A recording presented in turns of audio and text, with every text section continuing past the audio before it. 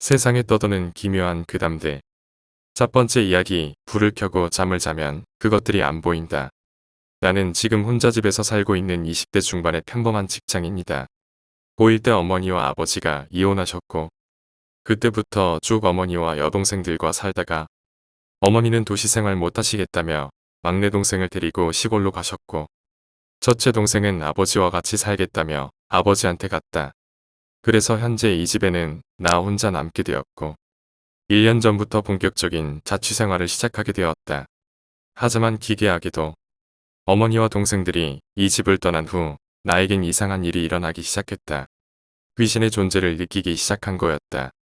일단 첫 번째 경험으로 한 번은 집에 친구를 데려와서 술판을 벌이고 친구가 우리 집에서 자고 갔던 날이었는데 술을 마시고 피곤해서 큰 방에 누워서 친구랑 자고 있는 도중 뭔가 불쾌하고 알 수 없는 기분에 잠에서 깬 나는 너무나도 당황했다.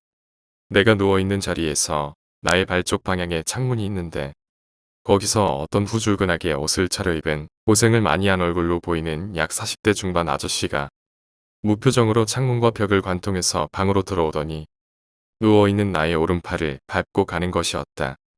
아프진 않았지만 밟히는 느낌이 너무나도 생생했다. 나는 별로 공포라는 감정에 약간 무딘 편이어서 그 당시 두려움에 질리진 않은 채 바로 잠에 빠져들었지만 아침에 일어나자마자 많은 생각을 하게 되었다. 어제 그건 뭐였지? 내가 봤던 거 귀신 아닌가? 이 경험담을 잠에서 깬 친구에게 이야기해주니 친구가 무섭게 하지 말라는 것이었다. 안 그래도 친구도 자다가 잠시 잠이 깬 적이 있었는데 바로 친구 옆에 누워서 자고 있던 내가 자면서 누구랑 대화를 했다는 것이었다. 안 그래도 친구는 내가 잠꼬대하는 걸 보고 소름 끼쳐 했는데 아침에 자고 일어났는데 내가 자다가 귀신을 본 이야기를 해주니 얼마나 더더욱 소름이 끼쳤겠는가. 일단 이날 귀신 본 건 그냥 흐지부지 넘어갔지만 이것은 시작에 불과했다. 이 일이 있은 지 며칠 후 한 번은 밤에 불을 끄고 이불을 머리맡 끝까지 뒤집어 쓰고 자고 있다가 새벽에 잠에서 깬 나는 또다시 당황하게 되었다. 이불 때문에 보이진 않았지만 내 바로 옆에 누군가가 서서 나를 내려다보고 있던 것이었다. 순간 난 다리를 들어서 누군지 모를 이 존재의 발을 밟았고 이 정체불명의 존재는 밟힌 발을 쓱 빼더니 한순간에 사라지는 것이었다. 별일 아니라 생각했다. 또다시 잠에 빠져들었고 그 다음날 일어나서 아무 일 없다는 듯이 일과를 시작하였다. 내가 이렇게 아무렇지도 않게 이 일을 넘긴 건 일단 내가 잠결에 경험해서 공포란 감정에 묻었었던 것도 있지만 무엇보다 이 존재에게서 악의 같은 걸 느낄 수가 없었다. 마치 나를 지켜보고 관찰하는 프로토스의 옵저버 같은 느낌이랄까. 이 일이 있은 뒤 약 몇 주 후 어느 때와 다름없이 역시 밤에 잠을 자고 있었던 도중 새벽에 잠깐 잠에서 깨었다. 다시 잠에 빠져들기 위해 옆으로 누운 뒤 잠을 청하고 있었는데 갑자기 내 뒤에서 더 이상 못 참겠다 라는 말이 들리더니 누군가가 나를 뒤에서 덮치는 것이었다. 이놈은 나를 약 2초 정도 범하다가 사라졌고 잠에 다시 빠져들고 있었던 난 깜짝 놀라 정신이 번쩍 든 채로 10분 정도를 누워 있었다. 그리고 조용히 일어나서 불을 켜고 다시 잠에 빠져들었다. 이날 이후로 난 슬슬 내가 이때까지 봐온 이 정체들에 대해서 진지하게 생각하기 시작했다. 이사를 갈까 생각도 한번 해보았지만 자취 생활을 시작한 지 얼마 되지 않았고 직장일에 한참 찌들려 있던 나에게 혼자서 이사를 추진할 역량도 없었기 때문에 그냥 여기서 계속 살기로 했다. 이 녀석들이 나에게 못살게 군다거나 그러는 건 같지 않았으니까. 이날 이후로 불을 켜고 자고 있다가 잠에서 깨니 왁스로 머리를 꾸미고 스타일리시하게 차려입은 내 나이대 또래로 보이는 녀석이 나를 바라보다가 내가 눈을 한번 깜빡이자 사라졌던 일. 꿈속에서 화장실에서 내가 거울을 보고 있었다가 내 뒤에 누군가가 서 있어서 돌아봤더니 하얀 소복을 입은 채로 얼굴에 화장기가 있는 귀엽고 예쁜 여자애가 미소를 씩 지으며 바로 내 등 뒤에 서 있던 걸 보고 깜짝 놀라 발로 쳤던 일. 불을 끄고 자다 고개를 들어 나도 모르게 발밑을 봤는데 뒤에 광채가 나며 얼굴 형상이 보이지 않고 옛날 한복을 입은 할아버지께서 정자세로 앉아서 날 바라보던 일이 있었지만 공포에 비교적 무덤덤했던 나에게 처음으로 귀신에 대한 공포를 느끼게 해준 경험이 있었다. 이 경험 역시 밤에 자다가 일어났던 일이다. 여느 때와 다름없이 이불을 뒤집어 쓴 채로 잠을 자던 중 잠결에 어떤 누군가가 내 옆에 서 있는 것을 문득 느꼈다. 왠지 느낌이 내가 저번에 발을 밟았던 그 존재 같았다. 그리고 이번에는 이 존재가 발로 내 다리를 툭툭 치는 것이었다. 나 역시 잠결에 욕을 하며 다시 다리를 들어 비존재의 발을 밟았는데 갑자기 어떤 강한 기운이 나를 꽉 올려매기 시작했다. 마치 가위 눌릴 때의 그 느낌이었다. 이불을 뒤집어 쓰고 있었는데도 불구하고 몸으로 느낄 정도로 엄청난 적대심과 사리를 품은 채 이 존재는 내 얼굴 앞으로 얼굴을 들이민 뒤 날 노려보고 있었다. 이 존재의 얼굴과 내 얼굴 사이엔 단지 얇은 이불 하나가 있을 뿐.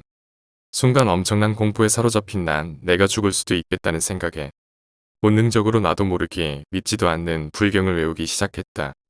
나무아미타불 관세음보살. 신기하게도 내가 불경을 외우자 내 몸을 올가매던 기운이 순식간에 사라지기 시작했다. 그리고 이 존재다 곧바로 사라졌다. 난 불경을 계속 다급히 외운 뒤 벌떡 일어나서 바로 방 형광등 스위치로 달려가 불을 켰다. 이불을 덮어쓰고 있어서 그 존재의 형상을 못 받기 망정이었지. 만약 내가 이불을 안 덮고 있는 상황에서 그 존재를 봤었다면 난 아마 자다 일어나서 집 밖으로 달려나가 도망갔었을 것이다. 이 일이 있은 후로 난 항상 잘 때 불을 켜고 이불을 덮어쓰고 잠을 잔다. 불을 켜고 자기 시작한 후로 지금까지 귀신을 본 적은 없다. 하지만 앞으로도 불을 끄고 자는 일은 없을 것 같다.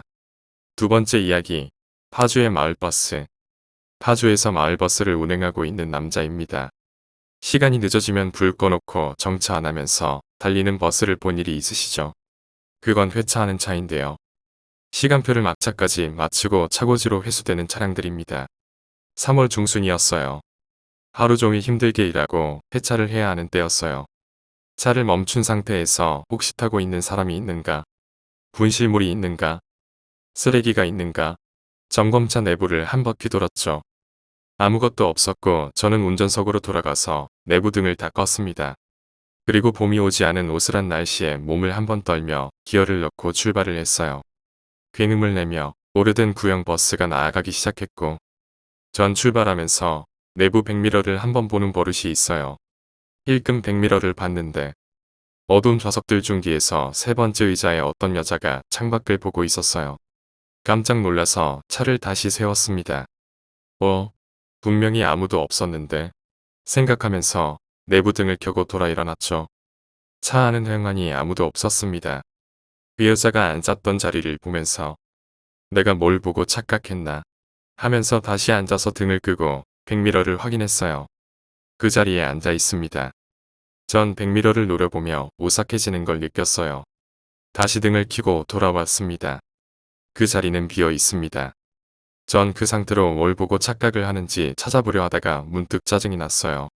피곤해 죽겠는데 뭐 하는 거야 난 빨리 가서 자자. 그런 기분으로 다시 등을 끄고 백미러는 쳐다보지 않고 출발했습니다.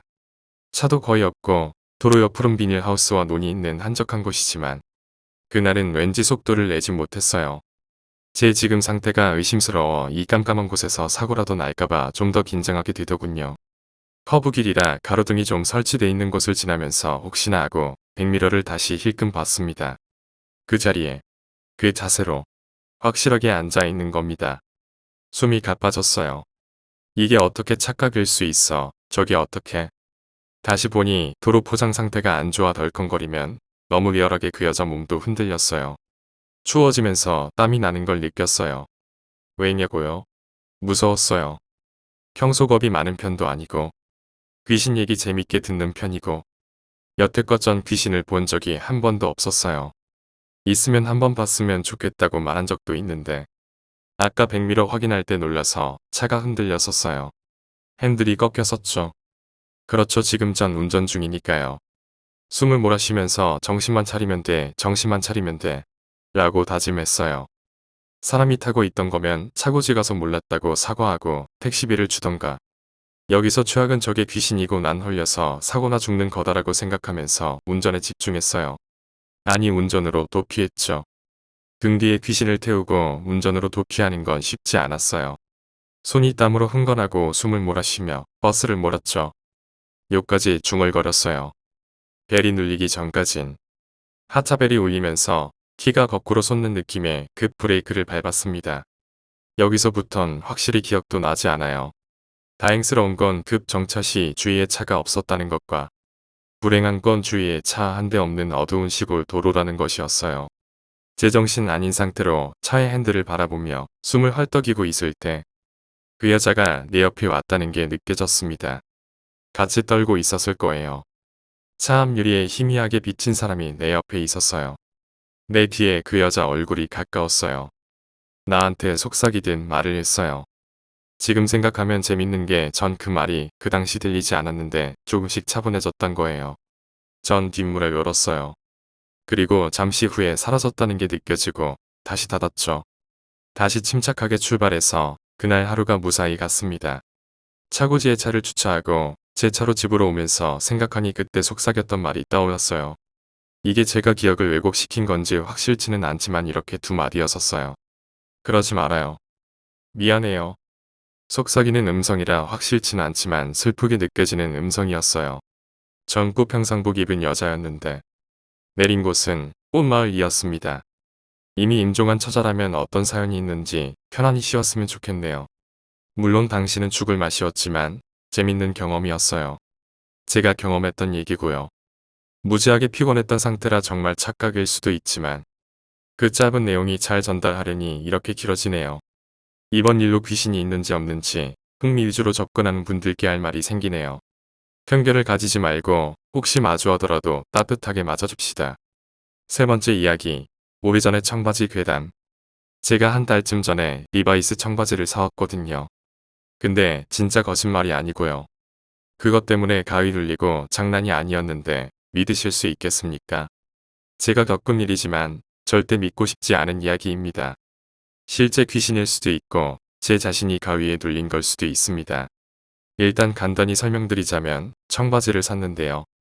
새 물건인 줄 알았습니다만 집에 와서 입어봤더니 주머니 안에 낡은 학생증 사진이 나오더군요. 그 다음부터 한 달간 겪은 진짜 기이한 이야기인데 써드릴까요? 정말 한 달간 겪은 거 생각하면 아직도 닭살이 돋습니다. 중요한 건 남대문에서 산 청바지가 중고일 수 있냐는 점. 중고가 아니라면 왜 50년대생 학생증이 거기 있냐는 거죠. 한 달 전에 청바지를 사왔습니다. 다음날 입으려고 한번 입어봤습니다. 제가 보기에도 중고는 절대 아니었고요. 친구랑 같이 사온 거였거든요. 근데 입어보니 주머니에 뭐가 있더라고요. 꺼내봤습니다. 그 학생증은 경남고등학교 학생증이었고요. 안에는 경남고 학생증이랑 한자로 된 이상한 학생증 비스름한 것. 그리고 무슨 안경점에서 맞춘 종이가 있었고 사진 2장이 있었습니다. 학생증에는 학생 시절 사진이었고 사진 2장은 한 40대 정도 사진이더군요. 전 그냥 왜 이런 게 있을까 싶었죠. 그냥 중고인가 생각했는데 친구랑 직접 보고 샀기 때문에 절대 중고도 아니었습니다. 이상하다 생각하면서 구석에 처박고 그냥 몇 번 입고 다녔습니다. 일단 그러고 처음에 일주일 정도 좋다고 입고 다녔습니다. 근데 저는 그동안 귀신이고 나발이고 한 번도 겪은 적도 없고 가위 눌린 적도 없었습니다. 처음으로 학교에서 잘 때 가위에 눌렸습니다. 저는 대학생인데요. 수업 듣다가 뒤에서 자주 자거든요. 근데 자다가 잠깐 가위 눌렸습니다. 눈이 안 떠지다가 눈만 간신히 떴는데 앞에 어떤 사람이 절 보고 있더군요. 바로 앞에서 보고 있더라고요.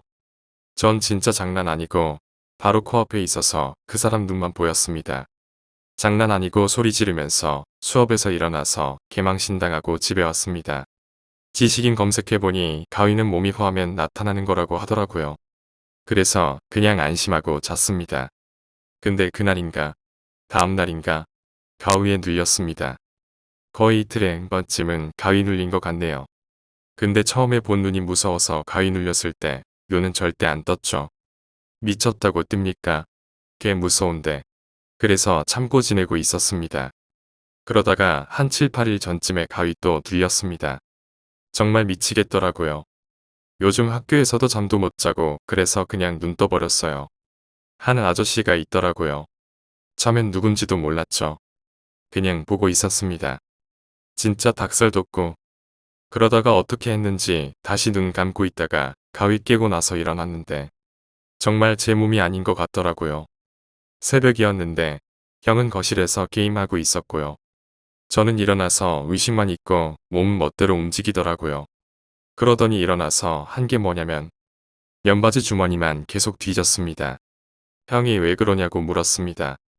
그러다가 제가 거의 진짜 바지 찢을 듯이 막 뒤지니까 미쳤냐고 딱 저를 한 대 쳤는데 그 순간 정신이 확 깨더라고요. 그러고 그날 밤새 생각했습니다. 정말 장난 아니고 저한테 귀신이 씌인 건가 생각도 들고요. 계속 생각하다가 가위 눌렸는데 나타난 아저씨 얼굴이 딱 생각이 나더라고요. 가위 들렸을 때 그 사람이랑 매치가 되더군요. 가위 눌렸을 땐 어두워서 서 있는 사람 형상밖에 보이지 않았는데 감이라 그래야 할까요? 사진이랑 비슷해서 똑같은 사람일 거란 생각밖에 안 들더라고요. 제 서랍에 그 학생증이랑 그것들을 다 처박아 뒀던 게 생각났습니다. 처음에 학생증 봤을 때는 어린애 사진이라 그냥 확신했는데 아저씨 사진을 꺼내보니 닭살이 확 돋으면서 그 아저씨가 맞다는 생각밖에 안 들더라고요. 그래서 생각을 했죠. 절대 그 바지가 중고일 리는 없다는 점이고 미국에서 왔으니 그 아저씨는 아마도 이민 간 사람일 거라는 점. 근데 왜 나타났냐는 거죠. 처음에는 혼절각했습니다. 제가 그냥 무의식 중에 생각한 거라고 생각을 했는데 50년생이라고 적힐 거 보니까 아마도 지금쯤 돌아가셨을 수도 있으신 분이라는 게 생각이 나면서 후들후들 하더라고요. 그래도 병신 취급당할까봐 그냥 가족한테도 얘기 안 하고 술 마시다가 친구들한테만 얘기해 봤습니다. 친구들은 집에 애군 든다고 그냥 태워버리라 그러고 전 혹시 몰라서 진짜 그냥 이 학생증 들고 경남고 찾아가서 주인 한번 찾아볼까 생각도 하고 있었습니다. 결정적으로 그러던 차에 이틀 전에 집에 혼자 있던 중에 딱 5분간 정전이 됐습니다. 집에 혼자 있었죠. 엄마 아빠 일하시고 형도 제대해서 아르바이트하니 저는 학교 갔다 와서 집에서 혼자 TV나 보면서 뒹굴뒹굴하고 있었습니다.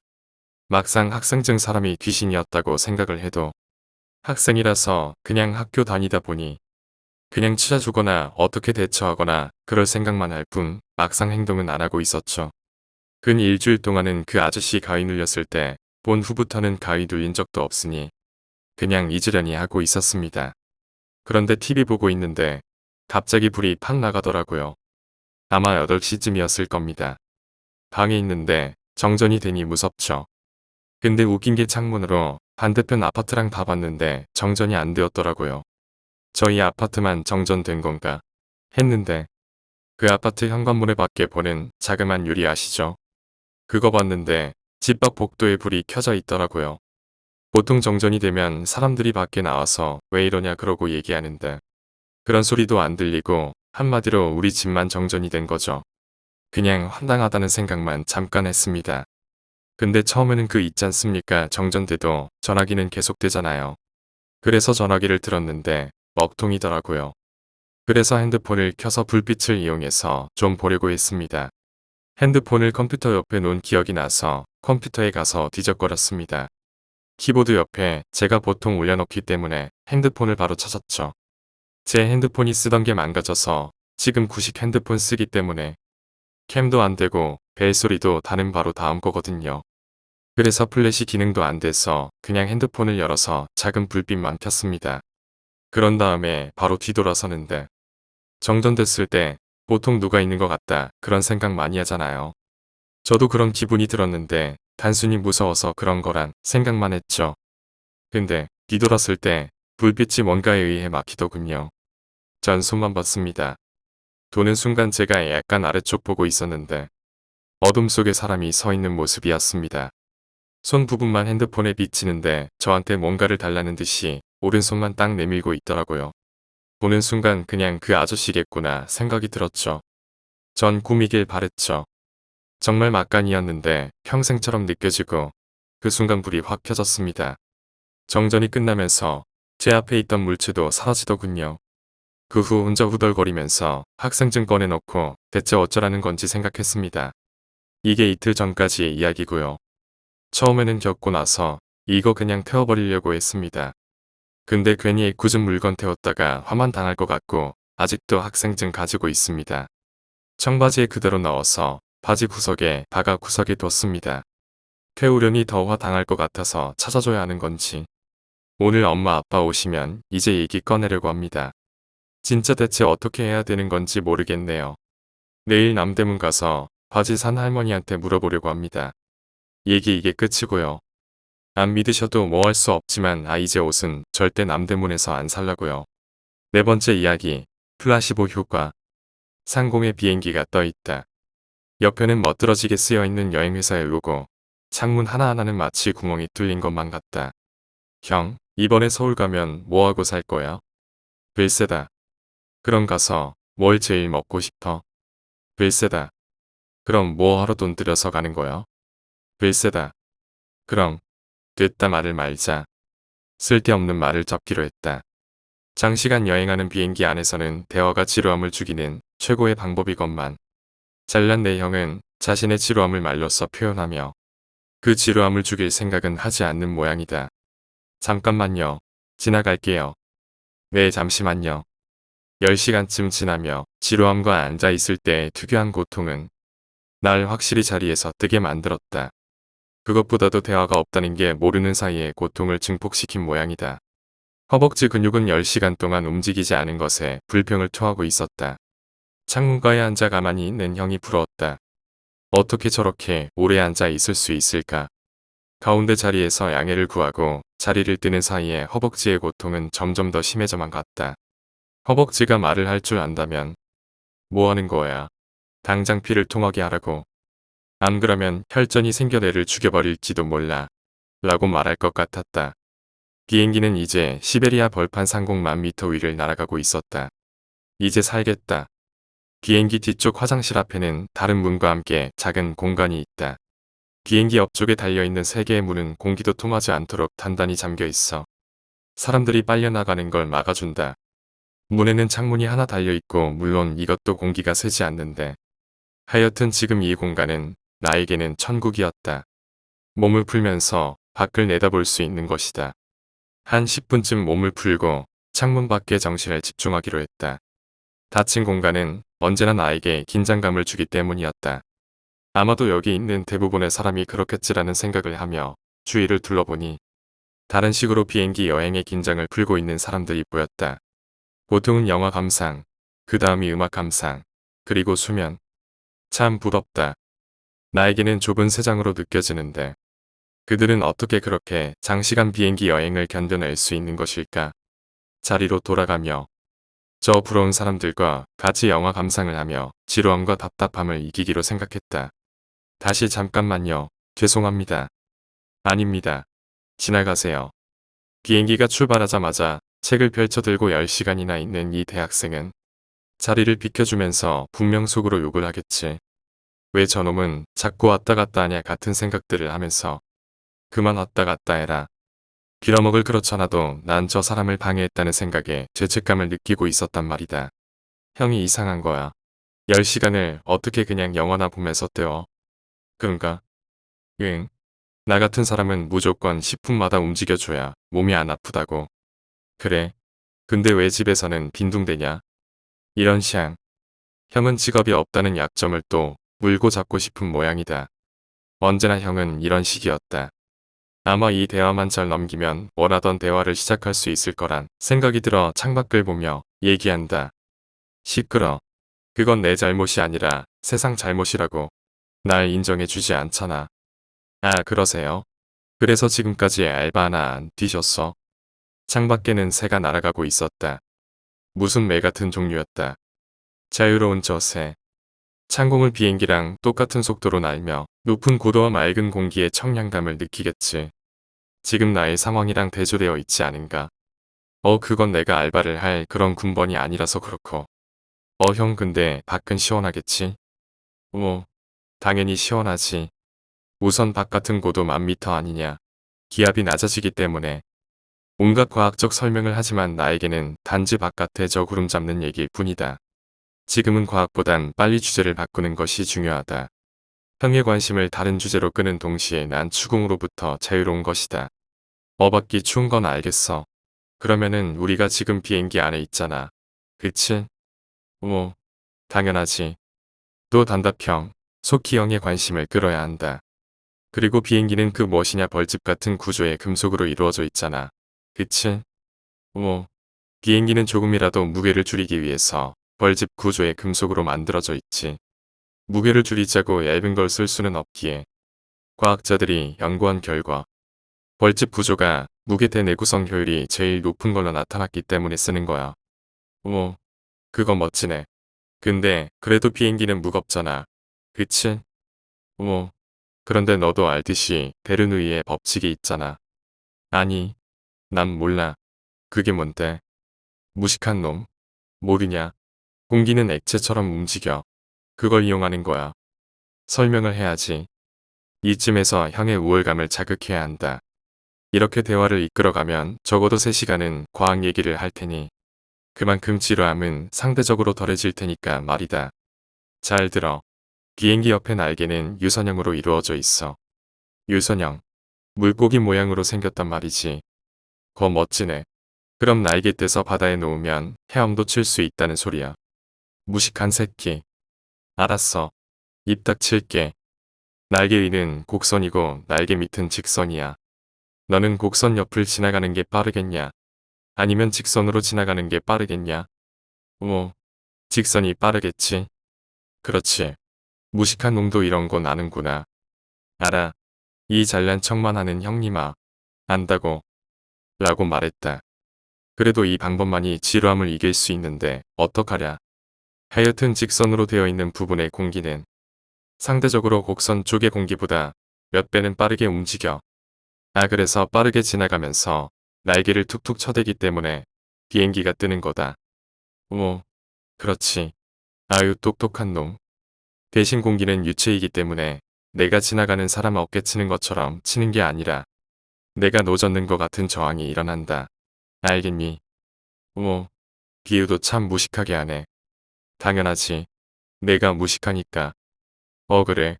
근데 무식한 얘기 나와서 말인데 그 누나랑은 어떻게 됐어? 그건 됐어 임마. 형의 관심사는 과학밖에 없는 모양이다. 창문 밖의 공기는 비행기의 속도만큼 옆으로 쌩쌩 지나가고 있었다. 소리는 들리지 않지만 몸을 푼 탓일까? 마치 소리가 들리는 것만 같았다.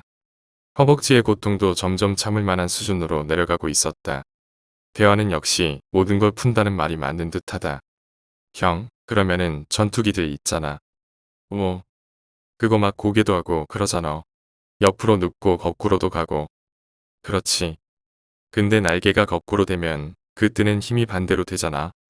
그렇겠지? 날개가 반대 방향이면. 그럼 그건 지금 이 비행기가 중력을 거스르는 힘만큼의 힘을 바닥으로 곤두박질 치는데 쓰는 거잖아. 그렇지. 게다가 중력을 합하면 그 힘은 무지막지하겠는걸. 근데 안 그러잖아. 안 그래. 내가 예전에 그 알잖아. 전투기 사진 공모전. 그 돈 하나도 못 벌어낸 그거. 형은 끝까지 내 약점을 잡아 차르고 안달이다. 부모님이 내가 형한테 얹혀 산다는 걸 알면 길길이 뛰신다는 걸 알고 이렇게 행동하는 모양이다. 다시 허벅지의 고통은 참을 수 없이 늘어나기 시작했다. 근데 그 고기할 때 180도 돌아서 거꾸로 갈 때가 있거든. 근데 그거 곤두박질 안 치더라. 되려 잘 가던데. 밑으로 떨어지지도 않고 속도가 붙어 있어서 그런가. 하여튼 떨어지지는 않더라. 속도가 붙어 있으면 양력을 받아야지. 거꾸로. 그럼 상당히 많이 고도가 떨어질 텐데. 그 말을 하자마자 앞좌석 밑에 놔둔 가방에서 노트를 꺼내들었다. 그걸로 뭐하게? 계산. 침묵. 괴롭다. 고통은 더더욱 증폭되어 간다.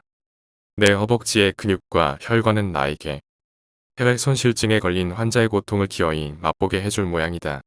그들의 불평을 들어주기에는 옆에서 열심히 공부하는 대학생에 대한 죄책감이 컸다. 이 순간에 또 비켜달라고 하기에는 너무 금방이었기 때문이다. 가운데, 그래. 가운데는 이렇게 고통스러운 것이다. 둘째로 태어난 것도 서러운데 비행기에서까지 끼인 상태라니. 태우야. 왜 형? 형이 내 이름을 부른다는 것은 무언가 상황이 고조되고 있다는 신호였다. 저번에도 내가 큰 잘못을 했을 때 형이 내 이름을 부르는 목소리도 이 정도로 심각하지는 않았다. 내 생각에는. 긴 침묵. 뭔데? 말해봐. 답답하게. 큰 소리를 쳐버렸다. 이 빌어먹을 허벅지의 신경이 날 자극하고 있어서일까? 아니면 초기 폐쇄 공포증의 증상일까? 그제야 나는 나의 행동이 얼마나 어리석었는지 깨달았다. 취침 시간에 소리를 지르는 행동은 영화 감상을 하던 앞자리, 수면을 취하고 있었던 뒷자리, 그리고 공부를 하던 옆자리의 대학생을 포함한 온 비행기의 사람들의 시선을 집중시켰다. 아마도 우린 속은 걸지도 몰라. 주위의 시선은 개의치 않는다는 태도는 내 궁금증을 더더욱 자극했다. 어느새 고통은 호기심으로 바뀌었고 오직 형의 목소리에 모든 정신을 집중시키게 되었다. 제기랄. 예전에 읽어본 적도 있어. 뉴사이언스. 그 잡지에서도 말했듯이 베르누이의 정의는 비행기의 양력을 증명하지 않는다고. 무슨 소리야?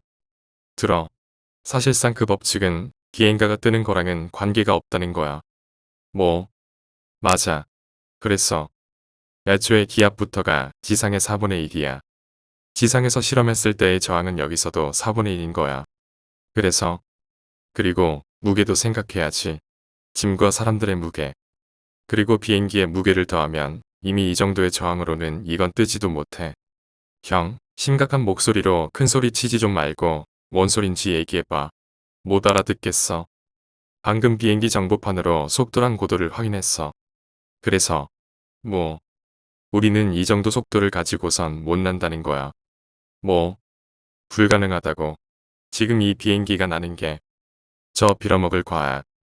형의 혼잣말과 같은 그 말은 혼란을 가져왔다. 지금 저 말은 이 비행기가 아니 나랑 형.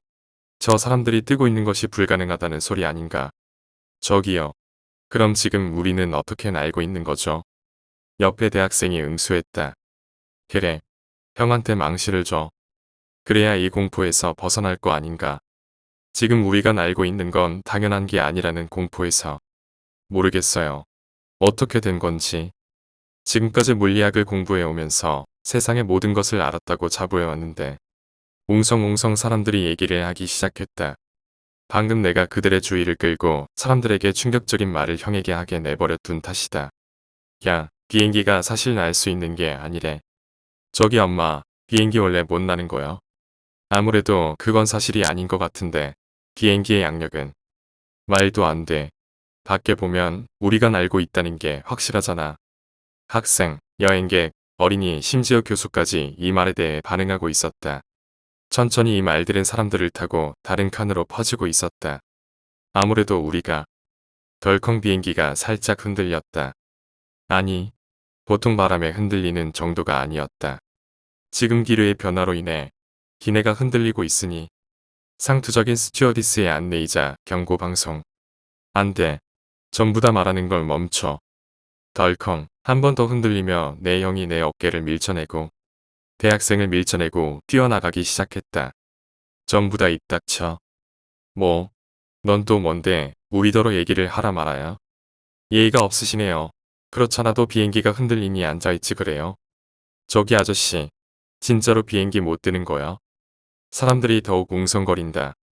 고작 저런 설득력 없는 욕설로 관중의 행동을 멈추려 하다니. 그 지혜롭던 형은 어디로 간 것일까? 하지만 저 표정은 무언가 말하고 있었다.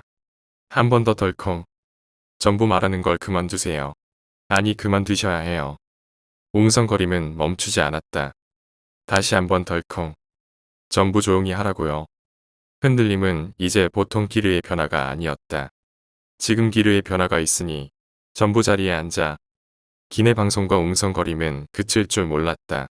소리와 함께 그리고 흔들림과 함께 혼란은 가라앉을 기미를 보여주지 않았다. 전부 입 닥치라고. 입 안 닥치면 전부 다 죽어. 그 말을 증명이라도 하듯 덜컹거림은 이제 한도를 넘어섰다. 날개는 휘어지다 못해 마치 새의 날개를 보는 듯했다. 그렇지. 새. 이 단어가 갑자기 머리를 파고들었다. 잠깐 어떻게 새가 1000m 상공을 날고 있던 거지. 제발 입 좀 닥치라고. 전부.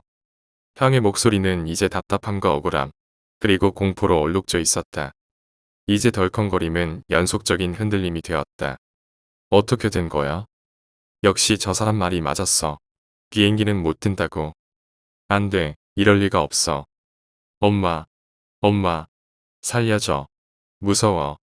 모두가 공포에 질렸다. 모두가 비행기는 뜰 수 없다고 믿게 되었다. 이제 흔들림은 바닥을 향한 소용돌이로 바뀌었다. 사람은 한쪽 벽 혹은 천장, 소용돌이의 방향에 따라 한쪽으로 치우쳤고 일부는 밀려서 마치 지하철의 러시아어를 연상시키는 장면을 만들었다. 이제 인간의 언어란 찾아볼 수 없었다. 오직 그들, 아니 우리가 할 수 있는 거라고는. 인류가 원숭이적부터 내던 공포의 비명을 내지를 뿐 암흑만의 나의 시야를 맞이했다. 과연 우리가 믿던 것은 무엇이었을까?